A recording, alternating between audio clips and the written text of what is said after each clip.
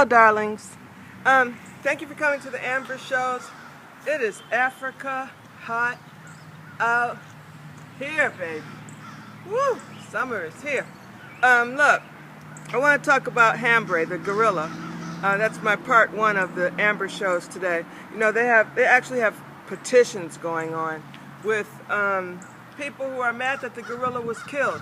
Okay, look, I read an article. You know, nobody loves animals more than me.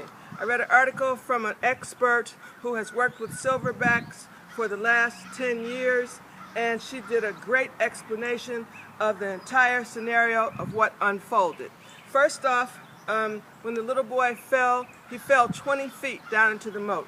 Inside the gorilla moat was 2 females and the male, Hambre. Hambre is the alpha male. So the other gorillas, the other 2, they do whatever he says.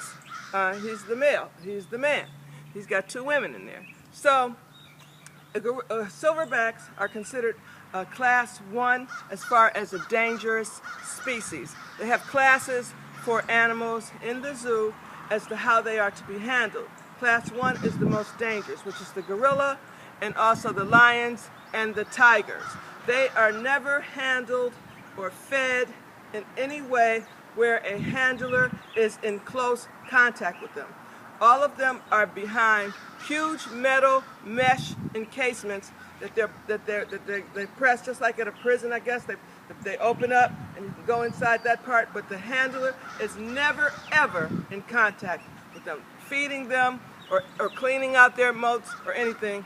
The animals are never in contact with humans because of their nature and their behavior. The silverback is one of the strongest, hugest animals there is. So when this little boy fell, only through the grace of God, he was not scared. He actually fell 20 feet. I guess he was in shock. But he was face to face with a silverback. The silverback is listening to people above him screaming. Here's something that fell from the sky. He has no idea what it is. The 2 females were able to be sidetracked by handlers through a big mesh container to get them to the side and gave them treats. But why would Hambre want to be sidelined to get a treat when he has a whole little child right there in front of him? Now his nature is to, because he's so humongous and strong, he can pick you up, throw you. I mean, this is just what he does. It doesn't necessarily mean that he's doing it to hurt you. This is what he does. He has humongous strength and power. So when he dragged the little boy, the lady in the article who's the expert, she said that that is the first sign of trying to figure out, that's what the silverback was doing, what this is. But he was becoming agitated because of the people above him screaming and hollering.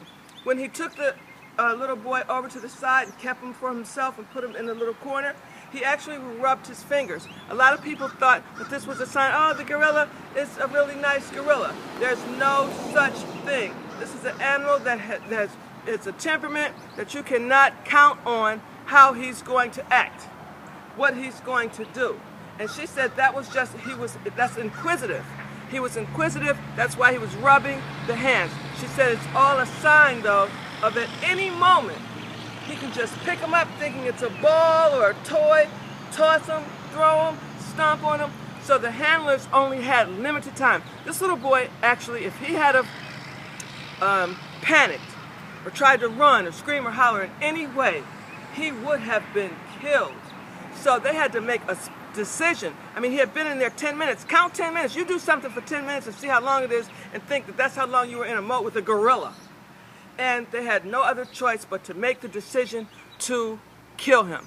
No one could go inside the moat to get the child from him. The gorilla will not give it up. No one goes inside those moats at all. They're behind mesh and metal, so there's no one that could do anything. They could not do a dart because the dart would agitate him more, where he would pick up this thing that he doesn't know what it is and stomp it, kill it, or he could eventually fall out right there in the water on top of the child and drown the child or whatever. So that was what they had to do.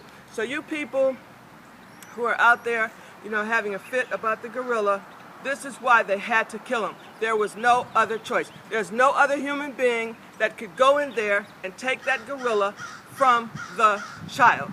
It would not have worked out. So, I've had my grandchildren, my nieces, my nephews, my godchildren. I've had 7 of my kids at one time all together, taking them to the pools, taking them to the zoos, taking them to all types of places. And it's hard to keep your eyes on everybody, but that's what I would do. You know, I would do my best. But at any time, any child can break away, and from you turning around just for a second. It just happens that way, especially when you have a lot of children with you. And the same thing, this lady had a lot of children with her. But what she should do is sue the zoo.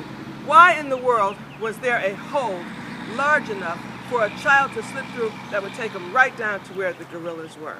So this is a tragedy all the way around, but they had no other choice. Rest in peace, Hambra the gorilla.